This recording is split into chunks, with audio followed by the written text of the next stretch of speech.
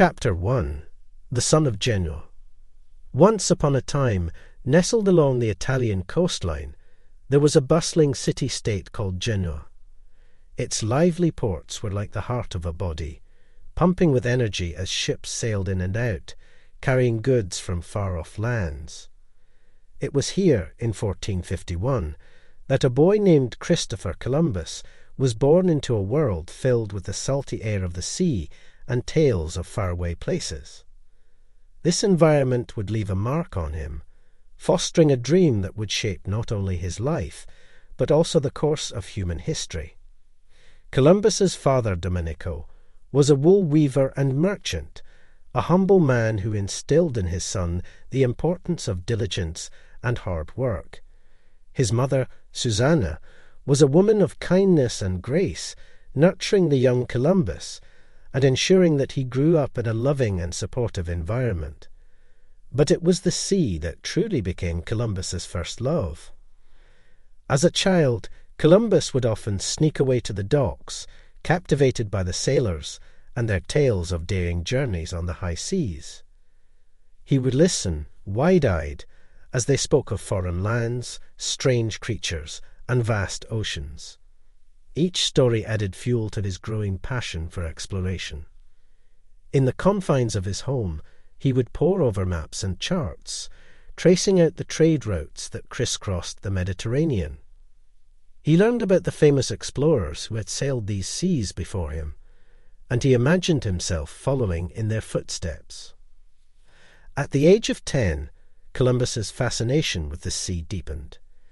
His father took him on a ship for the first time.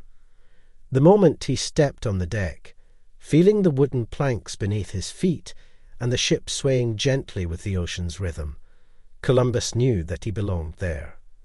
He loved the smell of the ocean, the spray of the sea against his face, and the sense of freedom that came with being on the open water. Over the years, Columbus's fascination for the sea blossomed into an unquenchable thirst for discovery. The tales of Marco Polo's travels to the East Indies particularly caught his imagination. However, Columbus was aware of the dangers and difficulties that overland journeys to Asia entailed. That's when he started toying with the idea of finding a sea route to the East Indies, a dream that would take him on an adventure beyond his wildest imagination. As a young man, Columbus left Genoa to gain experience as a seafarer. He sailed around the Mediterranean, venturing as far as Chios, an Aegean island in modern-day Greece. With each voyage, his dream of exploration and discovery grew stronger. These years were a crucial training ground for the ambitious explorer, honing his navigation skills and deepening his understanding of the sea. This is how the journey of Christopher Columbus began, born in a bustling port city and raised with the roar of the sea as his lullaby. From his childhood fascination with exploration to his early experiences at sea, the birth of his dream was now firmly embedded in his spirit. Little did he know how far this dream would take him. Christopher Columbus was 14 years old when he first felt the pulse of the sea beneath a ship's wooden planks. His father, understanding his son's passion, had arranged for him to work on a merchant ship. As a cabin boy, Columbus was tasked with simple duties, but these humble beginnings allowed him to get his first real taste of life at sea. His heart pounded with excitement as the ship cut through the water, sailing away from Genoa and heading for unknown adventures. At first, the life of a sailor was not easy. It demanded physical strength and endurance, as well as mental toughness. The ship rocked with the waves, the winds were unpredictable, and the work could be backbreaking. But Columbus was not deterred. He felt at home at sea, more than he had ever felt on land. The challenges he faced were not obstacles, but stepping stones on his path to becoming an explorer. In his early voyages, Columbus sailed along the coasts of the Mediterranean. He saw firsthand how goods from different lands were traded, how languages and cultures changed from port to port, and how a ship could be a bridge between different worlds. Each journey was an opportunity to learn something new, and Columbus seized these opportunities with both hands. By the time he was in his late teens, Columbus had gained enough experience to climb up the ranks. He was no longer just a cabin boy. He became a sailor, then a navigator, charting the course of the ship and making sure they reached their destination safely. His thirst for knowledge was insatiable. He absorbed everything he could about navigation, learning to read the stars and understand the patterns of the winds and waves. Columbus's reputation as a capable and reliable sailor grew. But beyond the practical skills he was gaining, Columbus also honed his ability to lead. He learned how to motivate his fellow sailors, to mediate disputes, and to make quick decisions in the face of danger. These skills would later prove invaluable when he undertook his historic voyages across the Atlantic. Throughout his early seafaring life, Columbus's dream of exploration never waned. In fact, it grew stronger with each passing day. The tales of distant lands he had heard as a child were now replaced with first-hand experiences, further fueling his desire to explore the unknown. During this time, he often heard sailors speak of the Atlantic Ocean, of its treacherous waters and mysterious lands.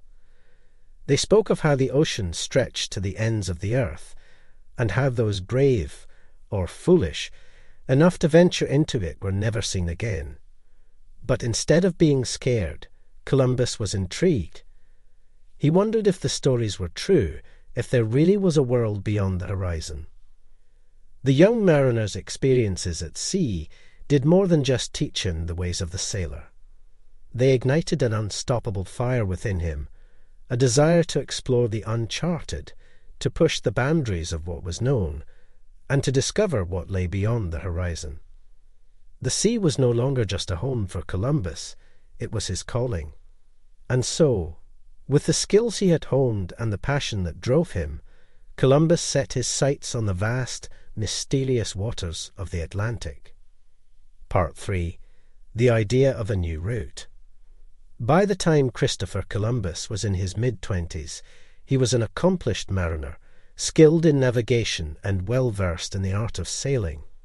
However, his ambitions extended beyond the familiar routes of the Mediterranean. He was not content with simply following the paths others had already traced. He yearned to carve a new path, to challenge the boundaries of the known world. The 15th century was an era of discovery and exploration. The wealth of the East Indies, a region known today as Southeast Asia, had long been sought after by European traders.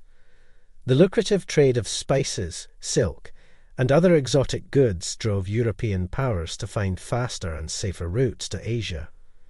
But the existing routes were treacherous, often leading through perilous terrains and exposing traders to hostile territories. The journey by land was long and dangerous. Sea routes were not much better, as they required rounding the southern tip of Africa, which was full of its own hazards. Columbus had always been captivated by the tales of Marco Polo's travels to the East Indies. The idea of sailing to these distant lands and accessing their wealth was deeply enticing. But the question was how. One day, while Columbus was studying a map, he had a sudden thought. The map, like most of the time, depicted the world as it was known to Europeans, Europe, Asia, and Africa.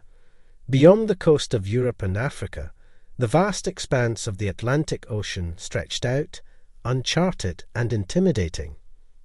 Most people thought it was endless, or that it led to a deadly drop at the edge of the world.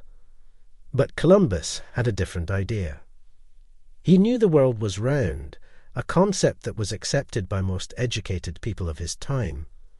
What if one could reach the East Indies not by going east, but by sailing west across the Atlantic Ocean? It was a daring thought, a radical departure from the conventional wisdom of the time. Columbus began to devour any knowledge that could support his idea. He studied texts on cosmography, navigation, and astronomy. He scrutinized the maps and charts available, learning about the trade winds and ocean currents. He gathered every piece of information that could help him understand the feasibility of a western sea route to the East Indies. As Columbus delved deeper into his research, his conviction grew. He believed he could succeed where others had not even dared to try. But to turn his revolutionary idea into reality, he would need support. He would need ships, men, and most importantly, the backing of a powerful patron. Thus, armed with a daring idea and an indomitable spirit, Columbus set out to convince the powers of his time to back his plan. The young mariner from Genoa, who had once dreamed of the sea while watching ships at the dock, was now ready to change the world. His idea of a new route was more than just a plan. It was a spark that would light the fire of a new age of exploration. Chapter 2. Seeking Patronage. In his quest to realize his daring plan, Columbus understood that he needed the backing of a powerful patron. His first choice was Portugal, a nation known for its seafaring prowess and exploratory ambitions. Portugal, under King John II, was a leading player in the age of discovery and seemed the perfect ally for Columbus's venture. The city of Lisbon, where the king resided, was a haven for explorers, filled with bustling docks and shipyards, exotic goods from overseas, and tales of distant lands. The air was filled with an aura of adventure and discovery, making it seem like the perfect place for Columbus to pitch his radical idea. Gathering his courage, Columbus requested an audience with King John II. The king, intrigued by the Genoan mariner's conviction, agreed to hear his proposal. Columbus stood before the king, his heart pounding, but his determination unwavering. He shared his plan, speaking with passion about a western sea route to the East Indies. He explained his theory, his studies, and how this new route could bring untold wealth and prestige to Portugal. However, Columbus's proposal was met with skepticism. King John II had experts in his court, the men who had led Portugal's expeditions down the coast of Africa and even rounded its southernmost tip. They believed in a route to the East Indies by continuing along the African coast, not by venturing into the unknown waters of the Atlantic. Columbus, an Italian in the court of Portugal, was an outsider with an unconventional idea. Despite his impassioned plea, Columbus's proposal was rejected. King John II, guided by his advisers, decided not to back Columbus's venture. The disappointment Columbus felt was deep, but he did not let it defeat him. He believed in his idea, in the promise of a new route, even if the king and his court did not. But there was another blow to Columbus's spirit. Not long after his rejection, he discovered a heartbreaking truth. King John II, intrigued by the Italian mariner's idea despite his rejection, had secretly dispatched a ship to test Columbus's theory. However, the ship returned reporting no land in sight and faced heavy storms, reinforcing the court's initial skepticism. The rejection was hard to swallow, but every great journey is filled with obstacles, and this was just the first one Columbus had to face. He left Lisbon, his hopes dashed but his spirit still high. He was down, but certainly not out. Columbus knew his journey to find support for his venture was far from over. His idea of a western route to the East Indies was still alive, burning brightly within him. And so he turned his sights elsewhere, ready to pitch his daring plan to a different court. Little did he know that his persistence would eventually change the course of history. After his rejection by the Portuguese king, Columbus was undeterred. He was certain of his theory and believed it was only a matter of time until he found a patron willing to support his daring venture.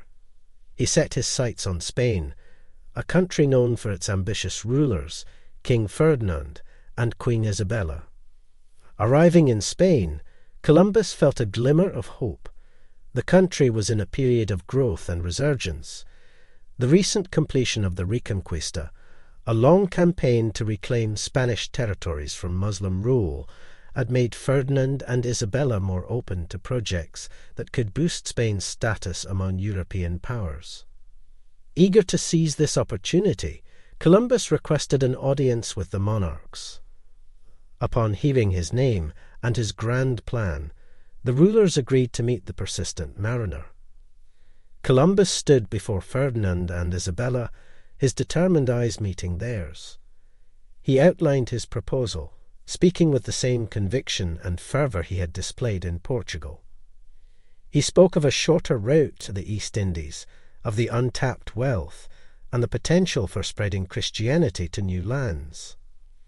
The Spanish monarchs listened attentively, intrigued by the audacious proposal.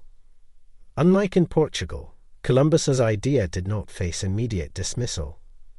Instead, Ferdinand and Isabella decided to consult with their advisors, forming a committee to evaluate the potential of Columbus's western sea route. The wait for a decision was agonizing for Columbus.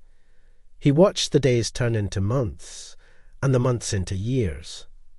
His life seemed to be on hold, suspended in a state of uncertainty. But his faith in his theory never wavered. Finally, after years of deliberation and negotiation, a decision was reached. Ferdinand and Isabella decided to sponsor Columbus's expedition. They were convinced not only by the potential wealth the venture could bring, but also by the prospect of spreading Christianity to the East Indies. Upon hearing the news, Columbus was overjoyed. His determination had finally paid off. He felt a rush of relief and excitement, knowing that his dream was about to become a reality. The Spanish monarchs provided Columbus with 3 ships, the Santa Maria, the Pinta, and the Nina, and a crew of about 90 men. The agreement stated that Columbus would be given the title of Admiral of the Ocean Sea and would be appointed viceroy and governor of any lands he discovered. Moreover, he would receive 1/10 of all revenues from the new lands. Despite all the obstacles and setbacks, Columbus had finally found the support he needed. He was ready to embark on the journey that he had been dreaming of his whole life. With the blessing of the Spanish monarchy, Columbus prepared to sail into the unknown, his mind filled with anticipation and his heart with courage. The stage was set for one of the most significant voyages in human history. Now that he had the support of the Spanish monarchy, Columbus could finally begin the preparations for his historic voyage. It was a momentous task, fraught with challenges and filled with a mix of excitement and anxiety. The first step was assembling a crew. Columbus needed men who were not only physically strong and experienced sailors, but also brave enough to venture into the unknown. Many sailors were superstitious and fearful of the unexplored Atlantic, believing in tales of sea monsters and the edge of the world. Convincing these men to join the voyage required all of Columbus's persuasion skills. Columbus focused on recruiting from seafaring towns, where men were used to harsh conditions and long voyages. He spoke of the wealth and honour they would acquire from this journey, appealing to their sense of adventure and ambition. Slowly but surely, Columbus was able to assemble a crew of about 90 men, spanning from experienced sailors to young adventurers. The next challenge was preparing the ships. Columbus had been granted 3 ships by Ferdinand and Isabella, the Santa Maria, the Pinta, and the Nina. The Santa Maria, the largest of the 3, was a slow but steady cargo ship, intended to carry supplies for the voyage. The Pinta and the Nina were smaller, faster ships, designed for exploration and scouting. Preparing the ships required careful planning. They needed to be stocked with enough food and water to last for a year, assuming that the journey and the return trip would each take 6 months. The ships also needed to carry tools for repairs, weapons for defence, and trade goods for any potential encounters with indigenous people.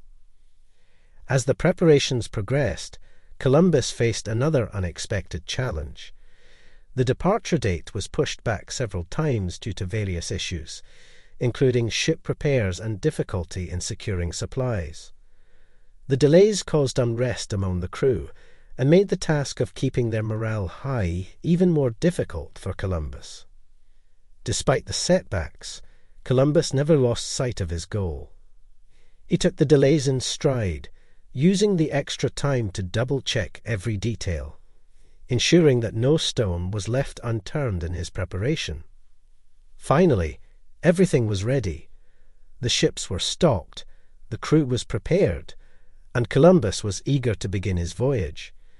It was a journey that held many unknowns. The path was uncharted, the destination unclear, and the return uncertain. But Columbus, undeterred by the risks, was ready to sail into the uncharted waters of the Atlantic. As the ships departed from the Spanish port of Palos on August 3, 1492, Columbus looked out over the sea, his heart filled with hope and his mind buzzing with anticipation. The voyage was more than just a journey. It was a step into the unknown, a leap of faith into the vast ocean of possibilities. As the land disappeared behind them, Columbus and his crew sailed towards the horizon, marking the beginning of an epoch-making voyage that would forever change the course of human history. Chapter 3. The First Voyage. The day had finally come for Columbus and his crew to sail into the uncharted waters of the Atlantic. The Santa Maria, Pinta, and Nina, carrying about 90 men and their dreams, departed from the Spanish port of Palos on August 3, 1492. The adventure that lay ahead was fraught with mystery and danger, but also held the promise of glory and discovery. The first part of the voyage took them to the Canary Islands, where they made their final preparations and repairs. After a month, they set sail westward, heading into the vast, uncharted expanse of the Atlantic Ocean. From this point on, they were on their own, with only their knowledge, instincts, and the stars above to guide them. Life at sea was challenging. The ships were cramped, and the food, consisting mainly of hardtack, salted meat, and fish, quickly became monotonous. Fresh water was rationed, and with no land in sight, the men had to deal with the discomfort of seasickness and the constant rocking of the ships. Columbus, leading by example, remained unfazed by these hardships. His steady confidence and unwavering focus on the journey ahead kept the crew's morale high. The days turned into weeks, with the same endless expanse of blue surrounding them. There was no sight of land, and the men grew increasingly anxious. Some began to fear they would never see land again. Doubts and fear spread among the crew, threatening to derail their journey. There were whispers of mutiny, but Columbus remained resolute. He calmed the crew's fears, assuring them that they were nearing their destination. During the long journey, Columbus kept a detailed log of the voyage. He noted the distance travelled, the direction of the wind and the currents. He recorded his observations about the weather, the sea life, and any floating debris they encountered. Despite his certainty about the western route to Asia, Columbus had no idea how long the journey would take or what obstacles they might face. Finally, after 5 long weeks at sea, there were signs of land. A twig with berries, a carved piece of wood, and finally, a light spotted in the distance. The crew's spirits were lifted. The promise of land, of solid ground under their feet again, rekindled their hope and energy. On the morning of October 12, a sailor named Rodrigo de Triana cried out, "Tierra, tierra." Land, land! From the decks of the ships, the crew could see a small island in the distance. As the sun rose, the sight of the island became clearer. It was an exhilarating moment, a culmination of their persistence and courage. Columbus and his men had crossed the vast and perilous Atlantic Ocean, achieving what many had deemed impossible. Though they believed they had reached the East Indies, They had in fact arrived in a new world, one that was unknown to them. The true magnitude of their discovery was yet to be revealed. Little did they know that their journey was just beginning, and what lay ahead was a series of events that would forever change the course of human history. The moment Columbus and his crew had been waiting for had finally arrived. They were about to set foot on land after a long and treacherous journey across the Atlantic. The sight of the green, lush island not only signaled the end of their voyage, but also the beginning of a new chapter in human history. On the morning of October 12, a sense of anticipation filled the air. The first signs of land, the twig with berries, the carved piece of wood, the flicker of light, had stirred excitement among the weary crew. Rodrigo de Triana's cry of "Tierra, tierra" had sparked a joyous uproar among the men. As the sun rose, its first rays illuminated the island. It was a beautiful sight. Palm trees swayed in the gentle breeze, birds circled above, and the soft sound of waves crashing against the shoreline filled the air. It was an island teeming with life, a stark contrast to the endless blue they had seen for weeks. Filled with awe and relief, Columbus and his crew prepared to disembark. The three ships, the Santa Maria, the Pinta, and the Nina, dropped their anchors, and small rowboats were lowered. Columbus, dressed in full armour and carrying the royal banner of Spain, led the first party ashore. As Columbus's boots touched the sandy shore, he fell to his knees, kissed the ground, and gave thanks for their safe journey. His crew followed suit, their joy and relief palpable. They had survived the Atlantic crossing and were now standing on what they believed to be the shores of the East Indies. To mark the occasion, Columbus named the island San Salvador, meaning Holy Saviour. He claimed the land for Spain, oblivious to the fact that the island was already inhabited and had its own name, Guanahani, given by the native people. Columbus and his men were not alone on the island. They soon encountered the native people, who watched with curiosity from the tree line. The locals were friendly and welcoming, but communication proved difficult. Columbus believed he had reached the Indies, so he referred to these people as Indians, a name that would stick for centuries. The first meetings were filled with gestures and attempts at communication. Columbus and his men offered the locals beads and trinkets, and in return they received fresh fruit and other local produce. These interactions, though seemingly peaceful, marked the beginning of a complex and often tragic relationship between the Europeans and the indigenous peoples of the New World. As the day ended, Columbus and his crew celebrated their successful voyage. Under the starlit sky, they shared stories and dreams of what lay ahead. They believed they had found a new route to the East Indies, a claim that would bring them wealth and honour. Little did they know that they had landed in a world unknown to them, a world that was far from the lands described in Marco Polo's accounts. Their journey of discovery was far from over. It was just the beginning. With their feet on solid ground again, Columbus and his crew were eager to explore this new land they had discovered. Little did they know they were about to encounter cultures and people far removed from anything they had known or read about. Columbus named the first island they landed on as San Salvador. The native people, whom Columbus named Indians believing he was in India, were a friendly and peaceful group known as the Taino. The Taino were curious about these strange visitors and welcomed them warmly. Despite the language barrier, they managed to communicate through gestures and traded goods. Columbus and his men offered the Taino people beads, cloth, and trinkets, while in return they received fresh fruit, birds, and other local produce. The Europeans were intrigued by the Taino's gold ornaments, sparking dreams of vast gold reserves waiting to be discovered. Eager to explore more, Columbus set sail again, visiting other islands of the archipelago. He was amazed by the lush vegetation, colourful birds, and warm climate of these islands. Each new island brought forth more Indians, each with their unique ways of life and cultures.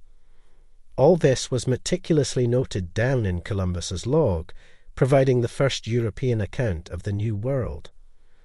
On one of these islands, which Columbus named Hispaniola, they encountered another tribe, the Arawak. They were similar to the Taino in appearance and lifestyle, but had their unique customs. Here, Columbus set up a small fort named Navidad, leaving behind a handful of men with instructions to explore and collect gold. Yet, not all encounters were peaceful. In some islands, the Europeans faced hostility from tribes who were more aggressive and wary of the strangers. Such encounters often turned violent, causing tension among Columbus's crew and creating fear and mistrust towards the natives. Despite the challenges, Columbus remained focused on his mission. He believed he was close to the riches of the East Indies that Marco Polo had described in his accounts. The gold ornaments worn by the natives fueled his belief that vast treasures were waiting to be discovered. Columbus also had an eye on claiming more lands for Spain, hoping to establish Spanish colonies in this New World. As Columbus explored these unfamiliar lands and interacted with the local people, he started creating a mental map of the region. He noted the currents, the winds, the vegetation, the wildlife, and, most importantly, the people. These details formed the first European understanding of the New World, marking a crucial turning point in human history. Yet, amidst all the exploration and discovery, a crucial realization eluded Columbus. He was not in the East Indies as he believed. He had stumbled upon a part of the world unknown to Europeans, a world that held more surprises, challenges, and treasures than he could ever imagine. As the first voyage concluded, Columbus prepared to return to Spain, unaware of the magnitude of his discovery and the ripple of change it would create across the world. Chapter 4. Triumph and Conflict. With discoveries made and interactions recorded, Columbus decided it was time to return to Spain. The memory of the treacherous Atlantic crossing lingered, but now they were seasoned sailors, aware of the challenges and equipped with the knowledge gained during the voyage. However, this journey would be marked by triumph, but also by adversity. The journey back to Spain began on January 16, 1493. The Santa Maria, Columbus's flagship, had run aground near Hispaniola, so only the Nina and Pinta were making the return journey. Just a few days into their voyage, a terrible storm forced the two ships to separate. Columbus, aboard the Nina, was left alone in the ferocious Atlantic, tossed and turned by the angry waves. With a smaller crew, dwindling supplies, and an unforgiving storm, the journey seemed impossible. But Columbus's spirit was unbroken. He penned letters detailing his voyage and discoveries, placing them in a cask, and threw it overboard, hoping that if he did not survive, his discoveries would. But fortune favoured Columbus. The storm subsided, and Columbus and his weary crew spotted land, the Azores. The sight of the familiar European landscape filled their hearts with joy. After a short stopover, they resumed their journey, this time to the Spanish mainland. Finally, on March 15, 1493, the Nina sailed into the harbour of Palos, from where they had set sail more than 7 months ago. As the ship anchored, Columbus could hardly believe what he had accomplished. He had not only survived a treacherous journey across the Atlantic, but had also discovered new lands, peoples, and potential riches. News of Columbus's return spread quickly throughout Spain. His tales of islands with friendly natives, lush vegetation, and hints of gold and spices ignited the imagination of the Spanish people. Columbus became a national hero overnight. He was received by the Catholic monarchs, Ferdinand and Isabella, in Barcelona, where he presented them with the exotic items he had brought back, including parrots, gold, and some Indians.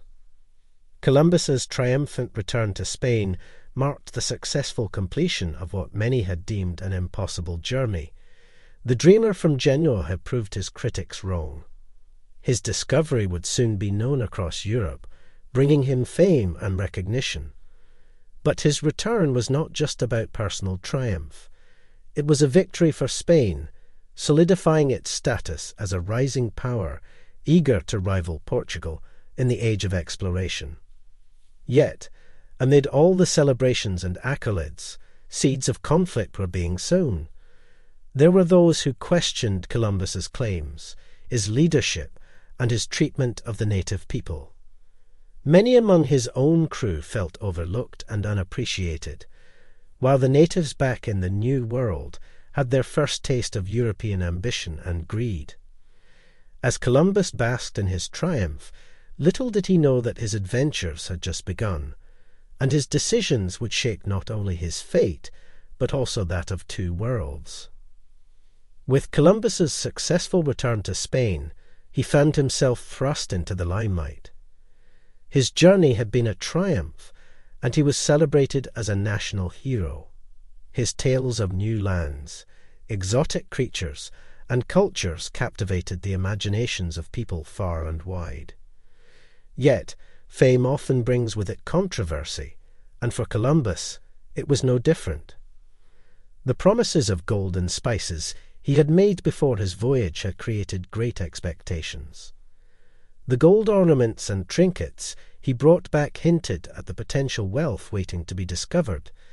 Yet the amounts were small, and certainly not the vast riches that were expected. This led to doubts and rumours among some courtiers and members of the public. Was Columbus exaggerating the prospects of gold in the new lands, they wondered. Then there were his interactions with the native peoples of the New World. Columbus had presented them as peaceful and friendly, willing to trade their possessions for simple European trinkets. He had even brought some of them back to Spain, displaying them as evidence of his discovery. Yet, some among the court and public were uneasy about the way Columbus spoke of these Indians. His plans to civilize them, convert them to Christianity, and use them as labor raised ethical questions. Was Columbus exploiting these innocent people for his personal gain and glory? Furthermore, whispers of dissent began among the crew members who had returned with Columbus. They felt overlooked and unappreciated.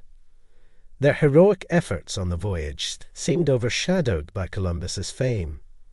Some claimed that Columbus had treated them harshly during the voyage, often making decisions without consulting them.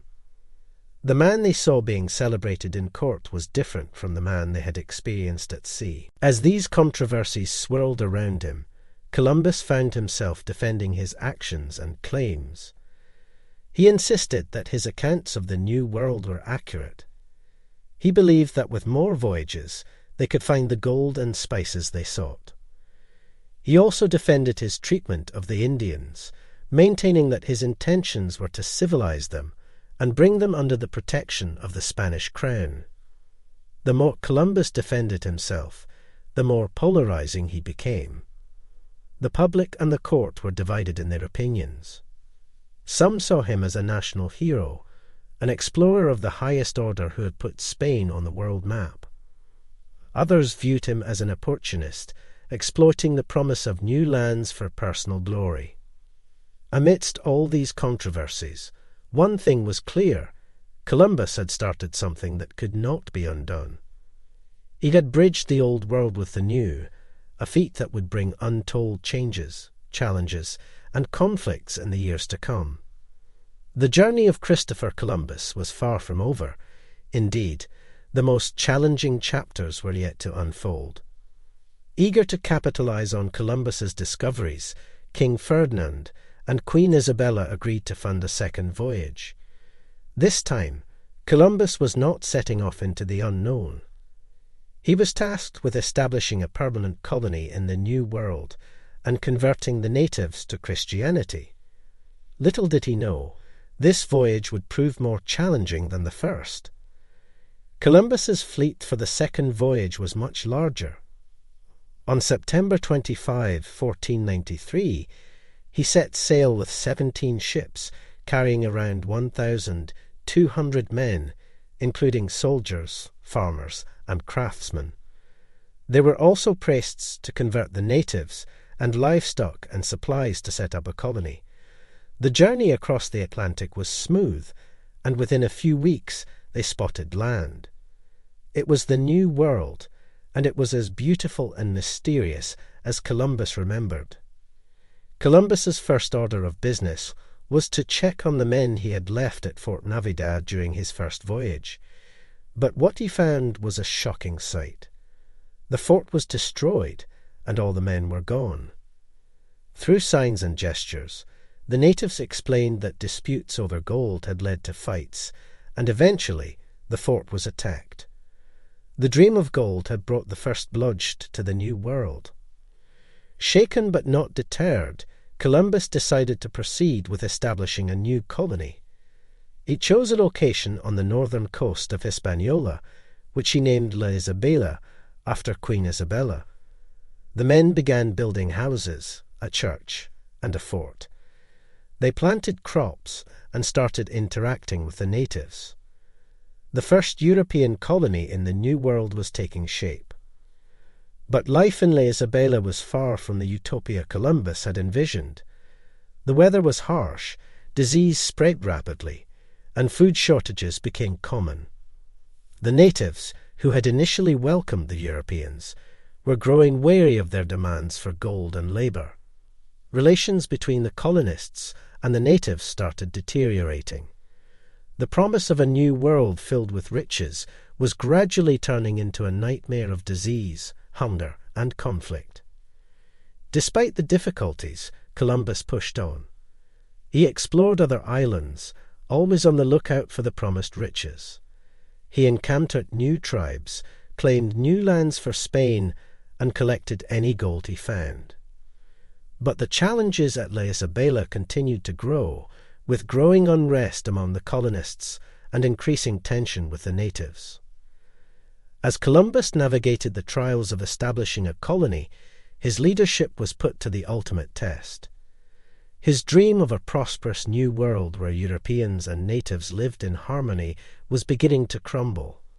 The challenges of the second voyage were a stark reminder that discovering new lands was just the beginning. The real test was making these new lands a home. Columbus's second voyage marked the start of European colonization in the New World. Yet, it also highlighted the challenges that came with it: cultural clashes, disease, the lust for gold, and the question of leadership.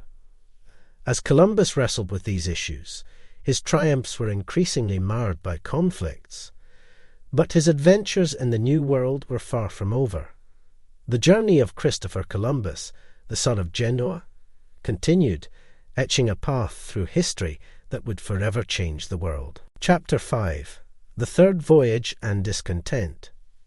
Christopher Columbus's third voyage was a mission driven by two primary goals: to rectify the troubles plaguing the settlement at La Isabela and to continue the exploration of the new lands. As Columbus prepared for this journey, he was filled with a sense of determination, but little did he know, this voyage would bring about some of the most significant challenges of his life. On May 30, 1498, Columbus set sail from the Spanish port of Sanlúcar de Barrameda with 6 ships. This time, Columbus chose a more southerly route, leading him towards the islands of Cape Verde, off the coast of Africa. The voyage was arduous, the heat was blistering, and supplies of fresh water quickly dwindled. Yet Columbus, undeterred, pressed on. In late July, the fleet split into 2. 3 ships continued their journey towards Hispaniola, carrying much-needed supplies for the struggling colony at La Isabela, while Columbus, captaining the remaining 3 ships, ventured further south. Columbus, always guided by his fascination and desire for discovery, was not disappointed. On August 1, 1498, his fleet sighted land, a stretch of coastline that was part of what we now know as South America, making this the first documented European expedition to reach the mainland of the Western Hemisphere. Columbus, however, was still convinced he had found a part of Asia. He named this land Isla Santa, failing to realize the significance of his discovery. Exploring this new land was filled with awe and excitement. The landscape was vast, with massive rivers and towering mountains, different from the islands they had encountered before. The natives they met were peaceful, with rich cultures that intrigued Columbus and his men. Columbus was particularly fascinated by the natives' descriptions of a region rich in gold, feeding his enduring dream of finding the vast wealth of the East. Yet, even as Columbus explored these new lands, news from La Isabela was disheartening. The settlement was in chaos. The colonists were ill, hungry, and unhappy. Conflicts with the natives were growing, and there were even reports of a rebellion against Columbus's rule. It seemed that Columbus's dream of a prosperous new world was being threatened by the harsh reality of disease, scarcity, and conflict. As the third voyage continued, Columbus faced new lands, new peoples, and new discoveries with the same courage and curiosity that had always driven him. But the growing troubles at La Isabela weighed heavily on him. He was not just an explorer now. He was a governor responsible for the lives of his people. Columbus's third voyage, thus, marked the beginning of a new chapter in his journey, a chapter where he discovered the South American mainland, but also where he began grappling with the challenges of leadership and governance. Little did he know, these struggles would only intensify in the coming years, testing Columbus in ways he had never imagined. While Columbus was exploring new lands and making discoveries, trouble was brewing in Hispaniola, particularly in the settlement of La Isabela. The colonists had arrived with dreams of prosperity and wealth, but their reality had been far from it. Disease, food scarcity, and harsh conditions had turned their New World dreams into nightmares. But the real challenge for Columbus was not the hardships of the colony. It was the discontent among his people, which was escalating towards open rebellion. By the time Columbus returned to Hispaniola from his explorations, the situation had worsened. The colonists were disheartened and angry. They had expected gold and easy riches, but instead they faced endless work and little reward. Their frustrations were heightened by Columbus's strict rule and his obsession with finding gold. For the colonists, it seemed that Columbus cared more about his dreams of wealth than their well-being. The unrest among the colonists eventually led to a rebellion, led by Francisco Roldan, a man whom Columbus had trusted and appointed as the town mayor. Roldan was charismatic and knew how to play on the colonists' fears and frustrations. He accused Columbus of misleading them and declared that it was time for a change in leadership. As the rebellion grew, Columbus found himself in a precarious position. He tried to pacify the rebels, offering them more freedoms and concessions, but his promises fell on deaf ears. The colonists were disillusioned and felt betrayed. Their dream of a better life in the New World had been shattered, and they blamed Columbus. At the same time, news of the rebellion reached the Spanish monarchs. They were alarmed and disappointed. They had invested heavily in Columbus's ventures and expected him to maintain order and ensure prosperity in the colonies. The news of rebellion and discontent was a clear indication that Columbus was failing in his duties as a governor. As the rebellion intensified, Columbus was pushed to his limits. He was an explorer at heart, not a politician. He had dreamt of discovering new lands and finding a route to the East Indies. But instead, he was mired in conflicts, struggling to keep control over a dream that was quickly turning into a nightmare. This part of Columbus's journey revealed a different kind of challenge, one of leadership and governance. It showed how the promise of a new world was not just about discovery and exploration, but also about managing people, resolving conflicts, and maintaining peace. It was a test that Columbus had not prepared for, a test that would ultimately change the course of his journey. As discontent festered in the colony, the situation in Hispaniola escalated to an alarming degree. Reports of mismanagement, rebellion, and cruelty towards the natives reached the Spanish monarchs. Concerned and disappointed, King Ferdinand and Queen Isabella decided to take drastic measures. They sent a royal commissioner, Francisco de Bobadilla, to investigate the situation. Bobadilla arrived in Hispaniola in August 1500 to a scene of chaos. He found the colony in disarray, with disgruntled colonists and unhappy natives. Listening to the complaints and testimonies of the colonists, Bobadilla quickly formed an unfavorable opinion of Columbus. He concluded that Columbus's leadership was the root cause of the colony's problems. Without waiting for Columbus's defense, Bobadilla arrested him and his brothers, who were also involved in governing the colony. The great explorer, who was once hailed as the Admiral of the Ocean Sea, was put in chains. It was a shocking fall from grace, an episode that tainted Columbus's grand achievements. The news of Columbus's arrest sent shockwaves across Spain. Many found it hard to believe that the celebrated explorer was now a prisoner. Columbus was transported back to Spain in chains, a sight that deeply saddened and angered him. He felt betrayed by the very monarchs who had once supported him. Yet, Columbus was not entirely without allies. On his return to Spain, he was allowed to plead his case before Ferdinand and Isabella. Columbus defended himself passionately, recounting his voyages, discoveries, and the difficulties of managing the colony.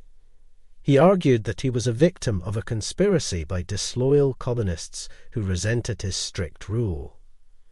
Moved by Columbus's pleas and mindful of his services to Spain, the monarchs decided to pardon him. The chains were removed, and Columbus was a free man once again. However, his title as Governor of the Indies was not restored. He was an explorer in the eyes of the monarchs, not a governor. This phase of Columbus's life was a testament to the unpredictable nature of his journey. From a revered explorer to a disgraced governor, and then to a pardoned man, Columbus's life was marked by highs and lows. But throughout it all, his spirit remained unbroken. Even in his darkest moments, Columbus clung to his dreams of exploration and discovery, dreams that would soon lead him to his final voyage to the New World. Chapter 6. The Final Voyage. Despite the hardships and humiliations he had faced, Christopher Columbus was not ready to give up his passion for exploration. He had lost his position as governor, but he had not lost his thirst for discovery or his desire to find a western sea route to the East Indies.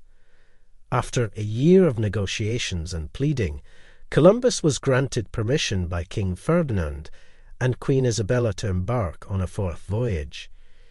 This would turn out to be his final journey to the New World. On May 9, 1502, Columbus, accompanied by his younger son Fernando and his brother Bartolomeo, set sail from Cadiz, Spain. His fleet consisted of 4 small ships, carrying a crew of 150 men. Columbus, ever the explorer, had a new plan. He wanted to find a strait in the newly discovered lands that he believed would lead him to the Indian Ocean. The voyage started under ominous clouds. Columbus was forbidden to stop at Hispaniola for supplies due to the recent conflicts, a decision that would soon haunt the crew. He also received warnings of a brewing hurricane, but he decided to press on, showing an unwavering resolve that both inspired and worried his men. The crew encountered their first storm just a few days after setting sail, a taste of the many challenges they would face.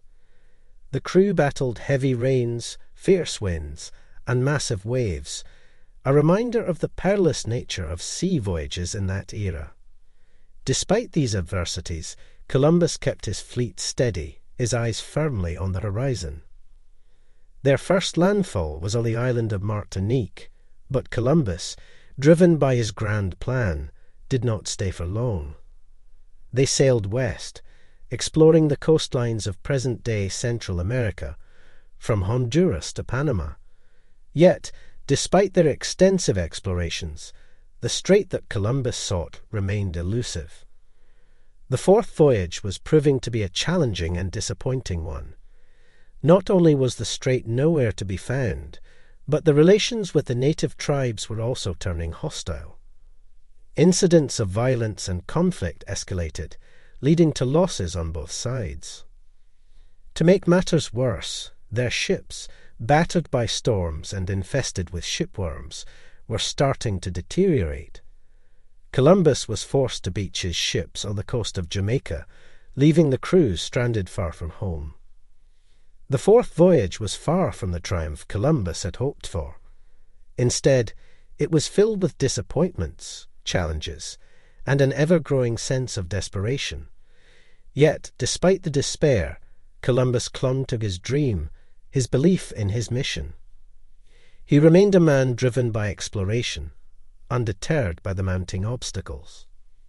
As the fourth voyage drew to its difficult end, Columbus and his crew were stuck on a foreign land, uncertain of their fate. Little did they know, their biggest trial was yet to come.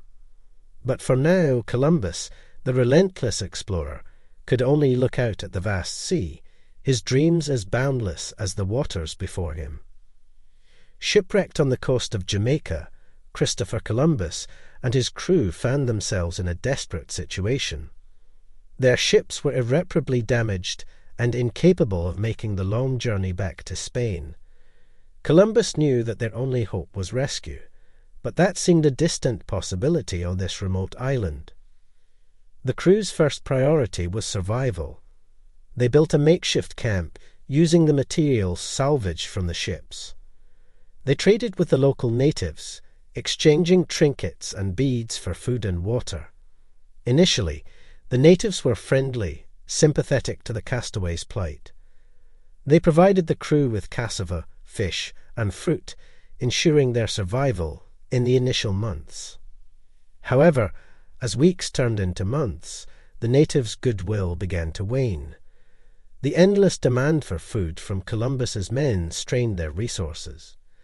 Resentment grew, and the natives stopped their supplies.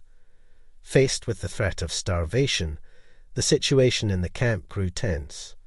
Morale dropped, and the men, once loyal to Columbus, started questioning his leadership.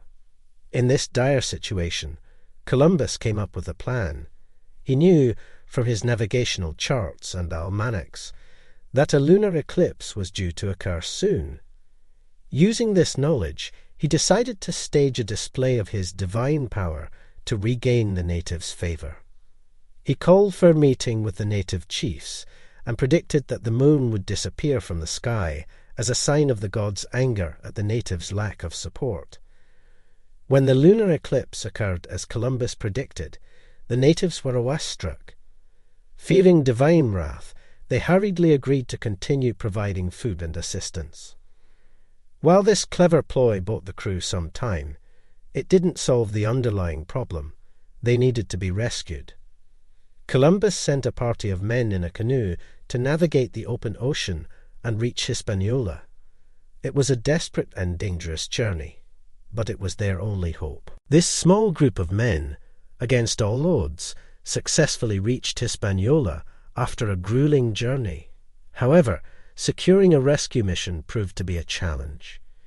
Hispaniola was still grappling with its own problems, and the new governor was hesitant to help Columbus, whom he viewed as a potential rival.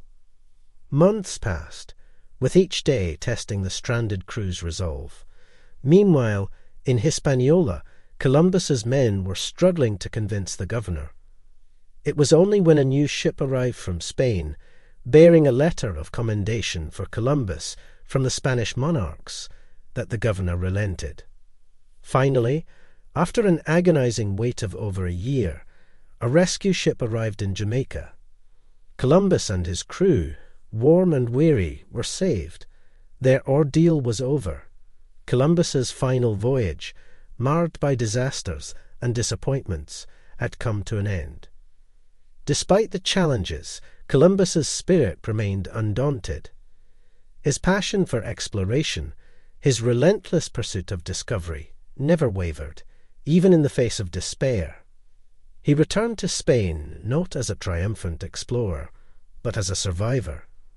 His final voyage was a testament to his resilience, his courage, and his unwavering belief in his dreams. Rescued and finally back on Spanish soil, Christopher Columbus was a changed man. He had returned not as the triumphant explorer he once was, but as a survivor. His body bore the scars of his arduous journey. His gait was slower, but his spirit remained unbroken. The last voyage had taken a significant toll on Columbus. He was no longer the vibrant, determined explorer he once was. His health was failing, and his dreams of establishing a western route to the East Indies seemed further away than ever. Yet, Columbus clung to his belief that he had discovered a new path to Asia, despite the increasing evidence to the contrary. Columbus moved to the city of Valladolid in Spain, hoping to spend his remaining years in peace. However, his final years were anything but tranquil. He battled for recognition, seeking recompense for the wealth and titles he believed were rightfully his. He had been promised a significant portion of the riches from his discoveries, but these rewards were denied to him by the crown. In the eyes of the court, Columbus was a controversial figure.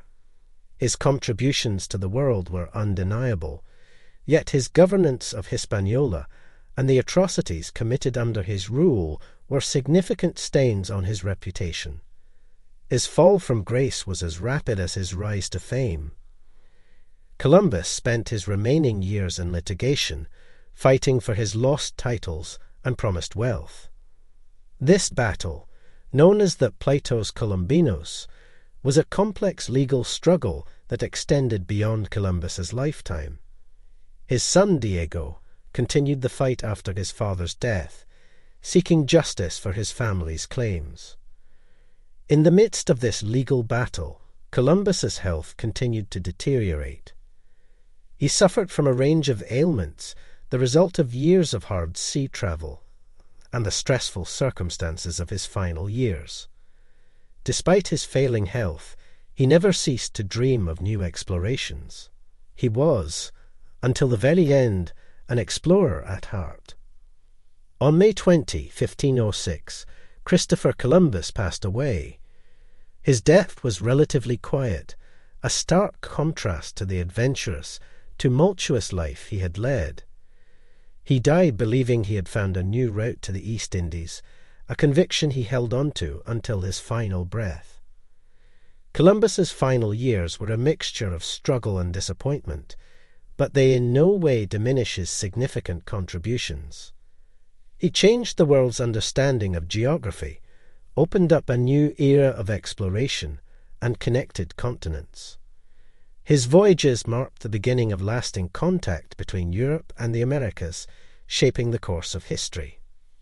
Christopher Columbus's life was a testament to the human spirit's unyielding desire to explore and discover. His journeys, filled with incredible highs and devastating lows, are a reminder that discovery is as much about the journey as it is about the destination. As Columbus's life journey came to an end, his legacy continued to live on, forever a part of the annals of human exploration. Chapter 7. Columbus's Legacy. The voyages of Christopher Columbus sparked a wave of change across Europe, shifting the course of history. The ripples of Columbus's discoveries reached far and wide, influencing many facets of European life, from culture and economy to politics and science.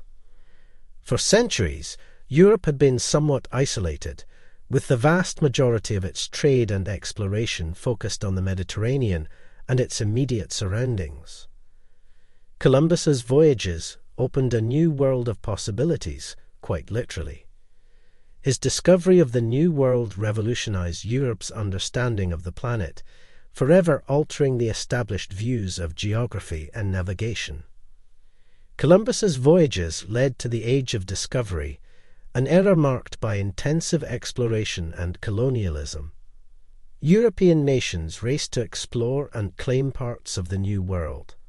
Spain, England, France, and Portugal expanded their territories, establishing colonies in the Americas. This marked the beginning of the European colonization of the Americas, with profound effects on the indigenous peoples. The discovery of the New World brought untold wealth to Europe. Gold, silver, and other precious materials flowed into European coffers, particularly those of Spain, enhancing its status as a superpower. The trade of goods such as tobacco, corn, and potatoes, which were previously unknown in Europe, also significantly boosted the European economy. But the impact was not just economic. The new goods, such as tomatoes, potatoes, and chocolate, forever changed European diets and cuisine. In return, Europeans introduced wheat, sugar, and livestock to the Americas, transforming the local diet and agriculture there. Columbus's discoveries also shaped European politics. The desire to claim and control territories in the New World intensified rivalries among European nations. The resulting competition and conflict fueled the development of navies and impacted diplomatic relations, leading to a shift in power dynamics. It led to treaties like the Treaty of Tordesillas, which aimed to divide the New World between Spain and Portugal. In terms of culture and science, Columbus's voyages ignited curiosity and inspired further exploration and scientific research.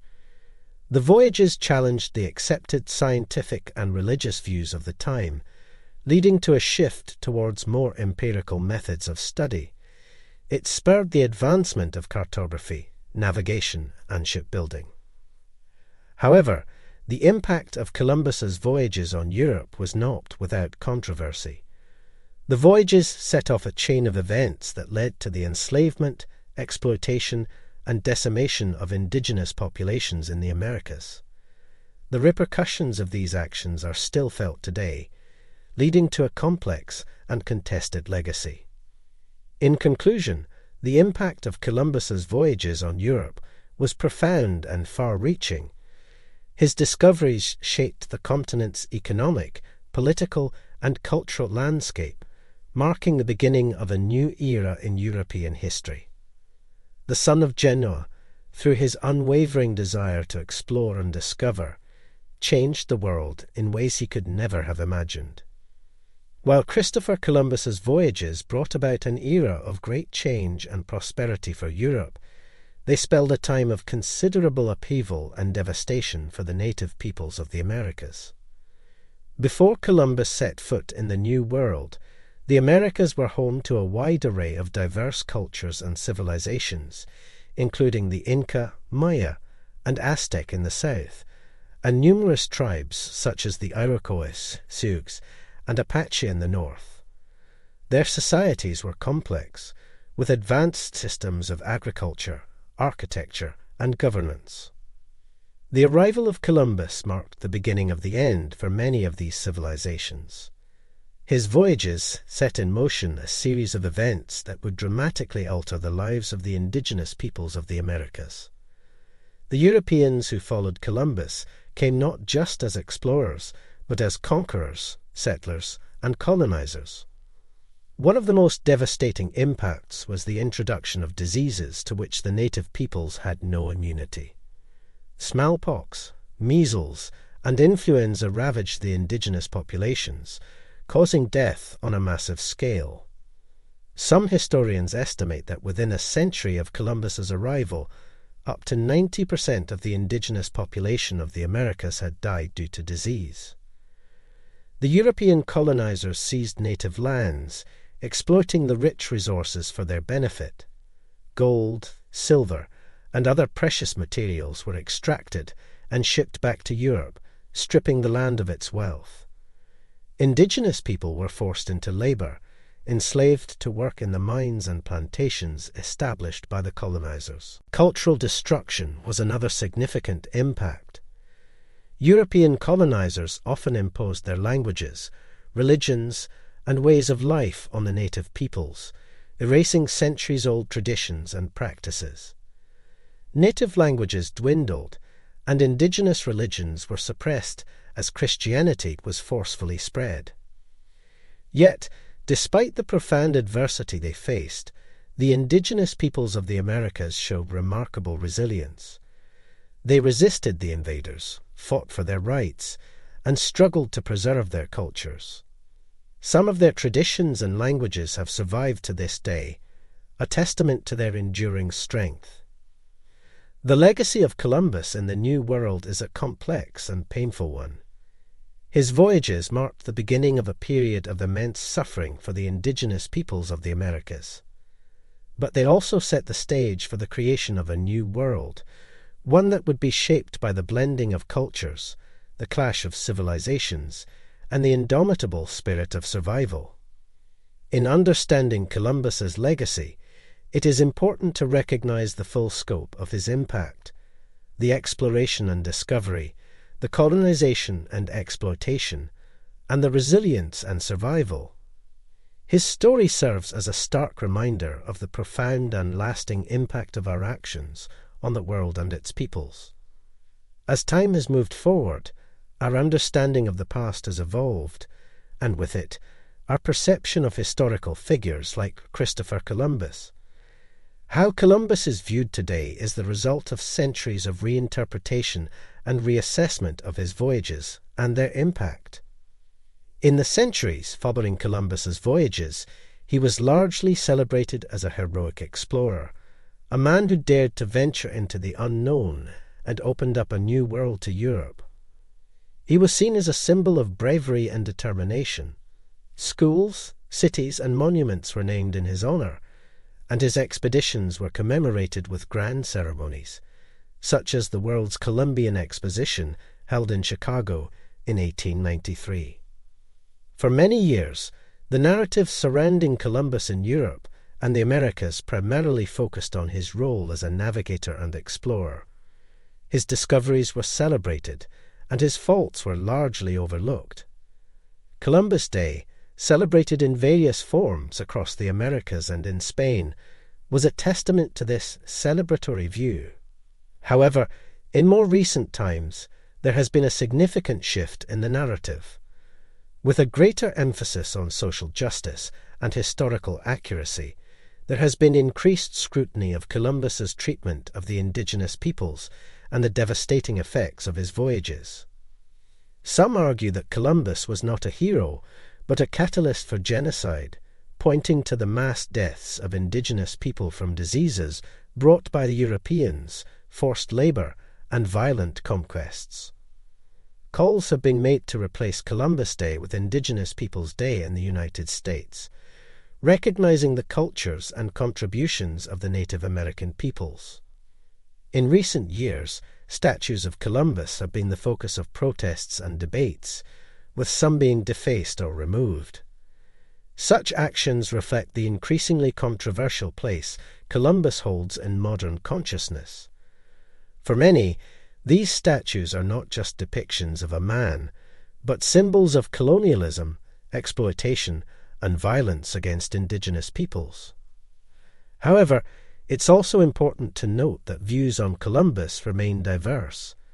Some still honor him as an explorer and argue that his actions should be judged in the context of his time, not by modern standards. They argue that while the negative impacts of his voyages should not be ignored, it is also important to recognize his role in global history. The story of Columbus in modern times is a story of shifting perspectives, reflecting changing societal values and understandings. As we continue to grapple with the legacy of Columbus, it is crucial to remember that history is often complex and multifaceted, requiring us to constantly question, learn, and reassess our understanding. Chapter 8. Debunking the Myths.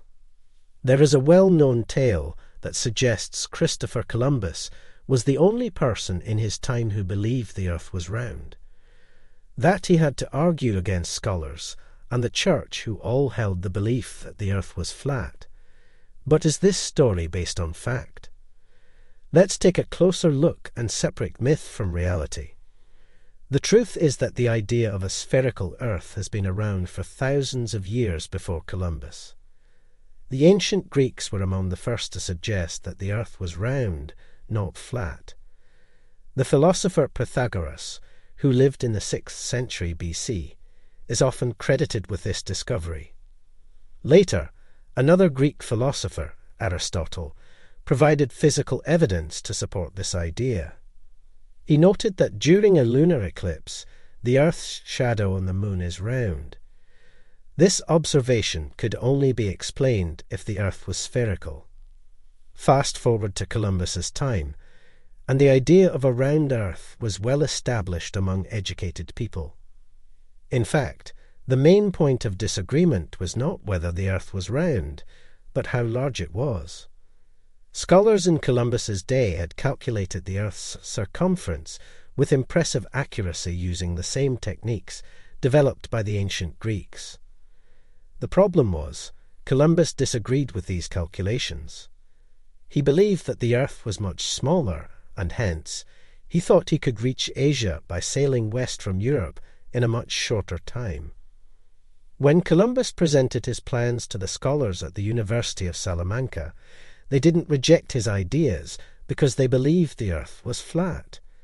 They rejected his ideas because they knew the earth was much larger than Columbus was claiming.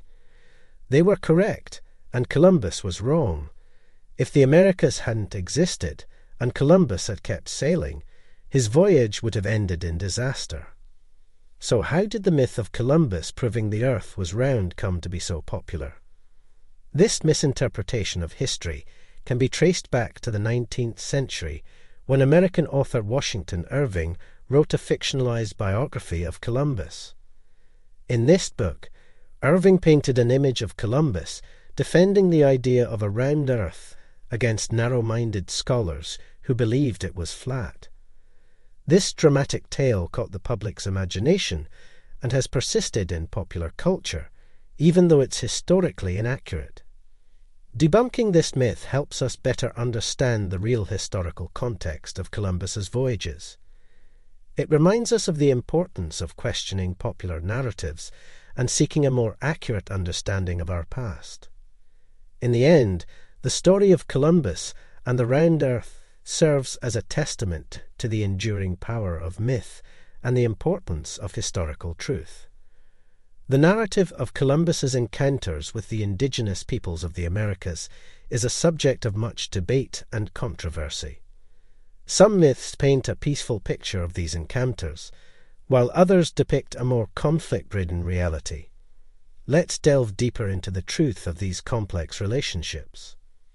Upon arriving in the New World, Columbus and his crew encountered various indigenous groups, such as the Taino people in the Caribbean. Columbus wrote in his journal that the Taino were peaceful and friendly, describing them with admiration for their generosity and simplicity. This positive portrayal, however, is only one side of the story. While Columbus may have initially established peaceful contact, the relations between the Europeans and the indigenous peoples quickly became strained. The indigenous groups were enslaved and subjected to harsh labor in gold mines and plantations. Many died from overwork, disease, and violence, marking the beginning of a tragic history of exploitation and abuse. A common myth is that Columbus's actions towards the indigenous peoples were acceptable by the standards of his time. While it's true that attitudes and societal norms were different, there were contemporaries of Columbus who criticized his treatment of the indigenous peoples. Bartolomé de las Casas, a Spanish priest who initially participated in the conquest of the Americas, became an outspoken critic of the Spanish cruelty towards the indigenous peoples. Another myth is that the indigenous peoples were passive victims in this history. However, this view underestimates the agency and resilience of these communities. There were instances of resistance and rebellion against the European invaders, demonstrating their bravery and their struggle to defend their lands and ways of life. The perception of Columbus as a benevolent discoverer is a simplified version of a much more complex and grim history. His voyages led to the colonization of the Americas, which had devastating impacts on the indigenous populations. The reality of Columbus's interactions with the native peoples is a narrative of conquest and oppression, not just discovery and exploration. Debunking these myths about Columbus and the native peoples is essential for a more accurate understanding of the past. It's a reminder of the dark side of the Age of Discovery and the heavy price paid by the indigenous peoples of the Americas. As we reflect on this history, we must strive for narratives that recognize these realities and honor the experiences and perspectives of the indigenous peoples. One of the most enduring myths about Christopher Columbus is that he discovered America. But what does it mean to discover? Is it fair or accurate to use this term when speaking about lands already populated by diverse and complex civilizations? Let's delve into this question and challenge the common narrative. When Columbus arrived in the Bahamas in 1492, he believed he had found a new route to Asia. He called the people he encountered Indians because he thought he had landed in the Indies, East Asia. However, Columbus had not landed in Asia. He had landed in what would later be known as the Americas, a continent with civilizations and cultures that had been thriving for thousands of years. These civilizations included the great empires of the Inca and the Aztec, as well as countless other societies spread across North, Central, and South America. These societies had complex political systems, advanced technologies, and rich cultural traditions. By the time Columbus arrived, the Americas were already home to millions of people. The concept of discovery implies that a place is unknown until someone from the discovering civilization finds it. This idea is based on a Eurocentric perspective that overlooks or diminishes the histories and accomplishments of non-European peoples. When we say Columbus discovered America, it disregards the existence of the people who lived there long before Columbus set sail. Additionally, Columbus was not even the first European to reach the Americas. Norse Viking Leif Erikson had reached what is now Newfoundland, Canada, almost 500 years before Columbus. However, Ericsson's voyages did not lead to widespread knowledge or sustained contact between Europe and the Americas. The idea of Columbus discovering America is a simplified version of a much more intricate historical event. In reality, Columbus's voyage was the beginning of sustained contact between Europe and the Americas, leading to profound and often devastating changes for the people living there. In debunking this myth, we are not diminishing the significance of Columbus's voyages. They undoubtedly had a profound impact on world history. But by challenging the notion of discovery, we gain a more nuanced understanding of this history. We recognize the rich tapestry of civilizations that already existed in the Americas, and we question the narratives that center only on European perspectives. This way, we can honor and acknowledge the full complexity and diversity of our shared global history. Chapter 9. Columbus in Popular Culture. Throughout the years, Christopher Columbus has made his way into all forms of literature, from novels and biographies to children's books and poems. His character is depicted in a multitude of ways, varying based on the author's perspective and the time in which the work was written. Let's explore how the story of Columbus has been told and retold in written works over the centuries. In many early works, Columbus is portrayed as a heroic figure, a brave explorer who courageously ventured into the unknown and opened up the new world to Europe. This narrative is common in children's books, which often simplify Columbus's story to highlight themes of adventure, discovery, and perseverance. For instance, in the picture book Follow the Dream, The Story of Christopher Columbus by Peter Siss, Columbus's journey is presented as a tale of determination and dream fulfillment. In contrast, more recent literature tends to present a more complex and critical view of Columbus. Authors like James Lewin, in Lies My Teacher Told Me, challenge the traditional narrative, delving into the darker aspects of Columbus's voyages, such as the harsh treatment of indigenous peoples and the negative effects of colonization.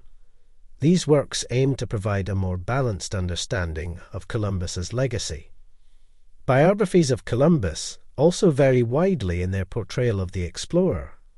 Some, like Samuel Eliot Morrison's Admiral of the Ocean Sea, portray Columbus in a largely positive light, emphasizing his navigational skills and courage. Others, like Howard Zinn's A People's History of the United States, offer a critical view, focusing on the devastation Columbus's voyages brought to the indigenous populations. There are also works of fiction where Columbus is a character. In these, authors use Columbus as a symbol to explore themes of exploration, colonialism, and the clash of cultures. In The Dream of the Celt, by Mario Vargas Llosa, for instance, Columbus's journey is woven into a broader narrative about European encounters with indigenous civilizations. Columbus's presence in literature is vast and varied, reflecting the ongoing debate about his legacy. As we read these works, we are invited to question, learn, and form our own understandings of this multifaceted figure. Through these many portrayals, the story of Columbus continues to be a source of fascination, controversy, and discussion. From the silver screen to the television in our living rooms, Christopher Columbus's life and voyages have long been a topic of interest in visual storytelling. These portrayals vary significantly, reflecting the changing societal attitudes towards Columbus over the years. Let's dive into how Columbus has been depicted in movies and television shows. Early films about Columbus, such as the 1949 film Christopher Columbus, present a heroic and romanticized version of the explorer. This film follows Columbus from his initial struggle to secure funding for his voyage to his triumphant return. The explorer is portrayed as a brave, determined figure whose discoveries brought together two worlds. However, as societal perspectives shifted, so too did the on-screen portrayals of Columbus. The 1992 film 1492, Conquest of Paradise, released on the 500th anniversary of Columbus's first voyage, offers a more nuanced portrayal. While it still showcases Columbus's determination and navigational skills, the film also addresses the violent conflict and devastation brought upon the indigenous people. The trend towards a more critical portrayal of Columbus continues into the 21st century. For instance, in the 2006 miniseries Heroes and Villains, Columbus is shown as a complex character whose ambition and desire for wealth lead to both exploration and exploitation. Animation and children's programming have also grappled with how to present Columbus.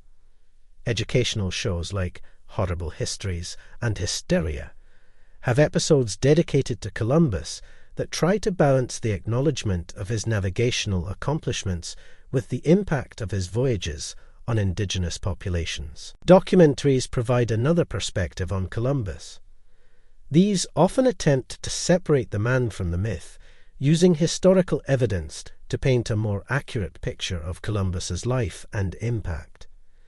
They often address the contentious debates around Columbus, such as the 2018 documentary The Truth About Columbus.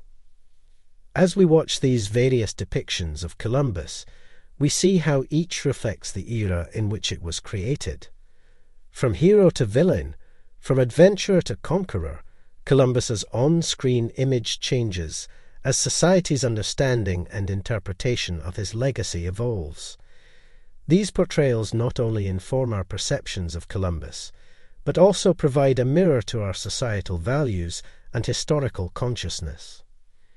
Columbus Day, a holiday celebrated in the United States and other countries, serves as a powerful reminder of how Christopher Columbus's legacy has been commemorated over the centuries.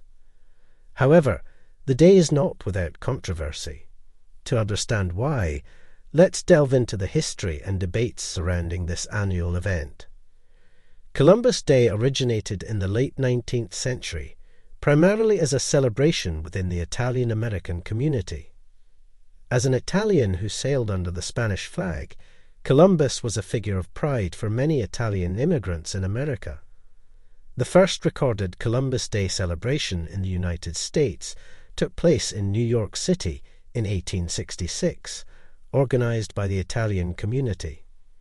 In 1937, President Franklin D. Roosevelt officially declared October 12 as Columbus Day, a national holiday to commemorate Columbus's landing in the New World in 1492. The day was seen as an opportunity to celebrate the discovery of America and the contributions of Italian Americans. However, as our understanding of history evolved, so did attitudes towards Columbus Day. Critics began to point out that Columbus did not discover America in the literal sense. Millions of people were already living in the Americas when he arrived. Furthermore, Columbus's treatment of these indigenous populations, which included enslavement and violence, started to cast a shadow over the celebrations. Indigenous peoples and their allies have long protested Columbus Day. They argue that the holiday glorifies colonization and the suffering it brought to Native Americans. As an alternative, some have proposed celebrating Indigenous Peoples Day on the same day to honor the rich histories and cultures of indigenous populations. In response to this controversy, several United States and cities have officially changed the holiday's name from Columbus Day to Indigenous Peoples Day, marking a significant shift in how this historical event is recognized and remembered. As we reflect on Columbus Day, we are reminded that history is not static, but a continually evolving dialogue between the past and the present. The controversy surrounding this holiday invites us to think critically about who we choose to honor and why, and how we can engage with history in a way that acknowledges both the achievements and the suffering it encompasses. Chapter 10. Reflections on Columbus. Behind every historical figure is a human being, a person with dreams, fears, strengths, and weaknesses. In this part, we will delve deeper into the personality of Christopher Columbus, beyond his role as an explorer. Who was the man behind the legend? Columbus was a determined and ambitious man. His dream of finding a westward sea route to Asia was deemed impossible by many of his contemporaries, yet he persisted. His determination was rewarded when the Spanish monarchs agreed to finance his voyage. Columbus's ambition was not just about exploration. He also aimed to convert the indigenous people he encountered to Christianity. However, Columbus's ambition also had a dark side. His drive for wealth and fame, coupled with a lack of respect for the indigenous people he encountered, led to many atrocities. Reports from his time as governor of Hispaniola paint a picture of a man who was ruthless in his quest for gold and who inflicted horrific punishments on those who disobeyed him. Columbus was a man of great courage, a trait he needed for his perilous voyages across the Atlantic. The fear of the unknown, the harsh conditions at sea, and the potential for mutiny required a leader of considerable bravery. This courage, however, was intertwined with a sense of destiny that some might interpret as arrogance. Columbus was convinced that he had a divine mission, a belief that sometimes led him to disregard the advice and warnings of others. As a navigator, Columbus was skilled but flawed. His voyages revealed a man with the ability to navigate uncharted waters with incredible determination. However, his persistent belief that he had reached Asia, despite mounting evidence to the contrary, displayed a stubbornness and an unwillingness to admit mistakes. In personal relationships, Columbus was a complex figure. He was known to be charming and persuasive, qualities that helped him gain the support of the Spanish monarchs and maintain control over his crew. Yet, he was also known to be demanding, often alienating those around him with his high expectations and quick temper. Reflecting on Christopher Columbus, the man behind the legend, gives us a more nuanced understanding of this significant historical figure. He was a man of determination and courage, ambition and ruthlessness, charm and stubbornness.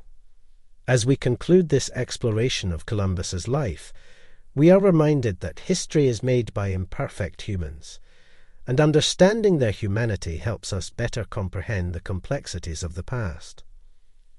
Every story has a moral, and the story of Christopher Columbus is no exception.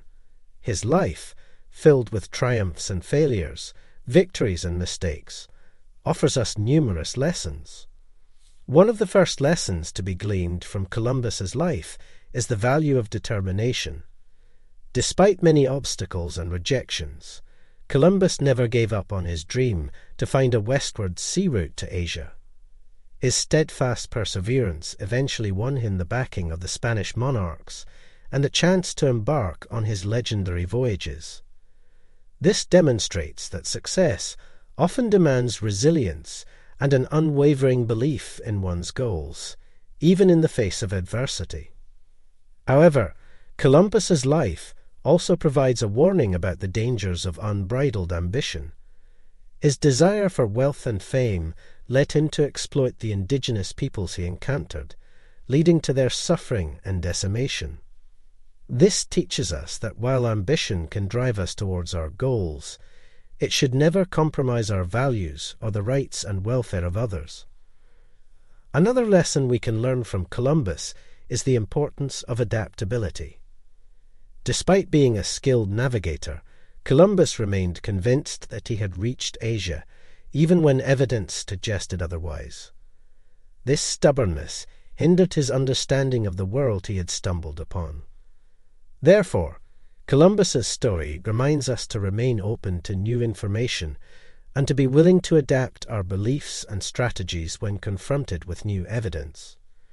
Additionally, Columbus's story underscores the importance of leadership and the qualities required for effective governance. His tenure as governor of Hispaniola was marked by harsh rule and poor administration, which led to rebellion and his eventual arrest. From this, we learn that good leadership requires fairness, effective management, and a respect for the rights and dignity of all. Lastly, Columbus's life reminds us that historical figures are human, with their own sets of virtues and flaws. While we may admire Columbus for his courage and resilience, we also recognize his failures and shortcomings. This understanding can help us approach historical figures with a balanced perspective, appreciating their contributions while acknowledging their mistakes. In conclusion, Christopher Columbus's life, filled with grand adventures and complex dilemmas, serves as a rich source of lessons for us all. These lessons can inspire us, caution us, and, most importantly, encourage us to reflect on our own actions and choices. Even hundreds of years after Columbus's voyages, the effects of his discoveries continue to shape our world today.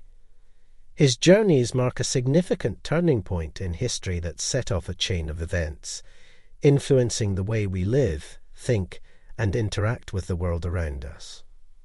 One of the most significant outcomes of Columbus's voyages is the profound exchange between the Old World and the New. After Columbus's first voyage, a period known as the Columbian Exchange began. This was a widespread exchange of animals, plants, culture, human populations, technology, diseases, and ideas between the American and Afro-Eurasian hemispheres. The world we live in today, with its global interconnectedness, shared resources, and mingled cultures, owes much to this crucial period of exchange. In addition, Columbus's voyages led to the eventual colonization of the Americas by European powers. The cultural, political, and economic effects of this colonization can still be felt today. The modern political boundaries, societal structures, and cultural landscapes of North and South America are, in many ways, a product of the historical events that Columbus's voyages set in motion. The legacy of Columbus's voyages also extends to our understanding of the world and our place within it. Before Columbus, the prevailing view in Europe was that the world was divided into 3 continents: Europe, Asia, and Africa. Columbus's journey, however, challenged this understanding, opening Europeans' eyes to the existence of a whole new world. This reshaped the European worldview, expanding the horizons of what was thought possible and known. Columbus's voyages also set the stage for the rise of Western Europe as a dominant power during the Age of Exploration.